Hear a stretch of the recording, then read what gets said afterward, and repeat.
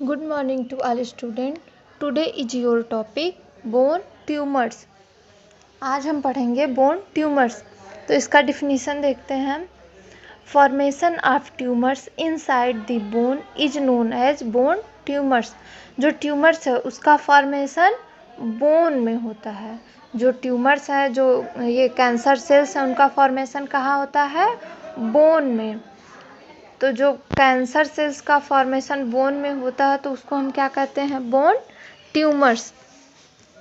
फिर इसके टाइप्स देखते हैं कि बोन ट्यूमर्स कितने प्रकार के होते हैं। तो बोन ट्यूमर्स जो है वो 3 प्रकार के होते हैं। फर्स्ट है बिनाइन बोन ट्यूमर्स, सेकेंड है मैलिग्नेंट बोन ट्यूमर्स और थर्ड है मेटास्टैटिक बोन ट्यूमर।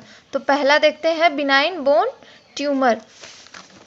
जो बिनाइन बोन ट्यूमर है वो हमारे जो बोन है, बॉडी में जो बोन है वो किस किस बोन के पास होता है। तो इसका है कहाँ कहाँ होता है? अराउंड दी नी, जो हमारा घुटना है, जो पैरों का घुटना है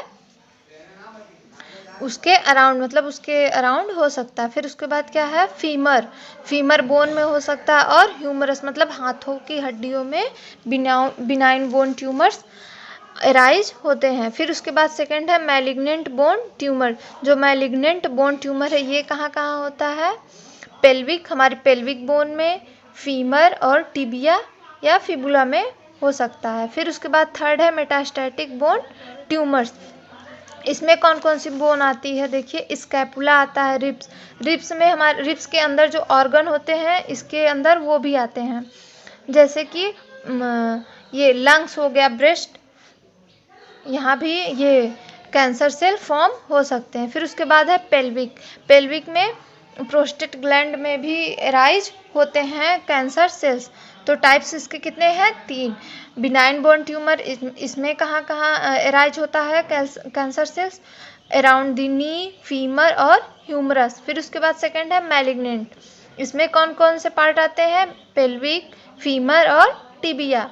फिर उसके बाद थर्ड है मेटास्टैटिक बोन ट्यूमर्स। इसमें आता है हमारा स्कैपुला, रिब्स, पेल्विक और रिब्स एंड पेल्विक के अंडर पाए जाने वाले ऑर्गन।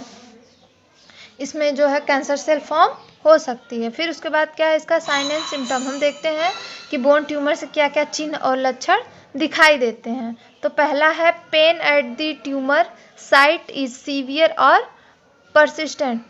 इसमें क्या होता है? जहाँ भी जिस बॉडी पार्ट की बोन में ये कैंसर सेल अराइज होते हैं वहाँ पे पेन होता है, सीवियर पेन होता है। फिर उसके बाद सेकंड है स्वेलिंग, वहाँ पर स्वेलिंग रहेगी, सूजन मतलब। फिर उसके बाद क्या है? इमोबिलिटी मतलब होता है गतिहीनता। फिर उसके बाद क्या है? एनीमिया, पेशेंट एनीमिक हो जाता है।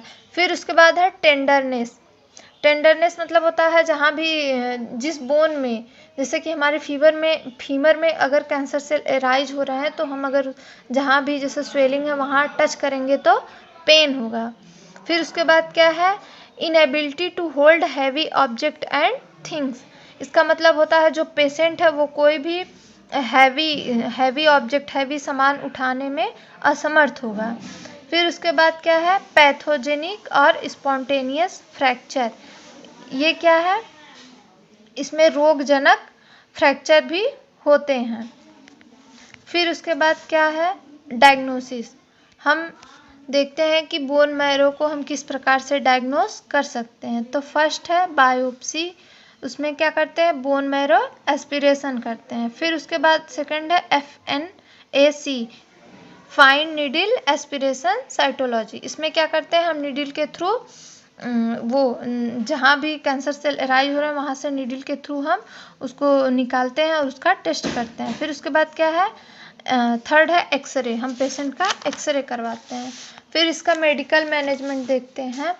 इसमें हम क्या कराते हैं? कीमोथेरेपी, हम पेशेंट की कीमोथेरेपी कराते हैं। फिर सेकंड है रेडियोथेरेपी। फिर उसके बाद देखते हैं सर्जिकल मैनेजमेंट। इसमें क्या है? एम्पुटेशन का मतलब होता है, सर्जिकल मैनेजमेंट में हम क्या कराते हैं? एम्पुटेशन का मतलब होता है the removal of the limb. इसमें क्या करते हैं? जहाँ भी जैसे कि कैंसर सेल अराइज हुआ है वहाँ कट कर देते हैं, उस पार्ट को कट करके रिमूव कर देते हैं। फिर उसके बाद देखते हैं नर्सिंग मैनेजमेंट। हम पेशेंट को कौन कौन सा नर्सिंग मैनेजमेंट प्रोवाइड कर सकते हैं। फर्स्ट है to relieve pain by administer analgesic. हम पेशेंट को जो पेन हो रहा है उस पेन से आराम दिलाने के लिए, रिलीफ दिलाने के लिए हम एनाल्जेसिक देंगे। फिर उसके बाद सेकंड है टू प्रिवेंट पैथोलॉजिक फ्रैक्चर। जो पेशेंट को पैथोलॉजिक फ्रैक्चर हो रहा है उसको हम प्रिवेंट करेंगे, मेंटेन हजार्ड, उसके खतरों से, हजार्ड मतलब होता है खतरा, हम उसके खतरों से पेशेंट को बचाएंगे, मेंटेन करेंगे। फिर उसके बाद क्या है free environment and to help in movement of patient. हम उसको अच्छा इन्वायरमेंट प्रोवाइड करेंगे और पेशेंट को मूवमेंट कराएंगे। फिर उसके बाद क्या है to reduce patient anxiety by providing psychological support and provide supportive environment. हम पेशेंट की एंजाइटी जो है उसको रिड्यूस करने के लिए, कम करने के लिए पेशेंट को क्या है साइकोलॉजिकली सपोर्ट करेंगे और उसको सपोर्टिव इन्वायरमेंट देंगे। फिर उसके बाद क्या है to promote self care activity. हम पेशेंट की एक्टिविटी, सेल्फ एक्टिविटी के लिए प्रमोट करेंगे। फिर उसके बाद लास्ट है if surgery is done amputation then should give pre and post operative care. अगर पेशेंट की सर्जरी हो रही है जैसे कि एम्पुटेशन, तो हम क्या उसको pre operative and post operative care provide करेंगे।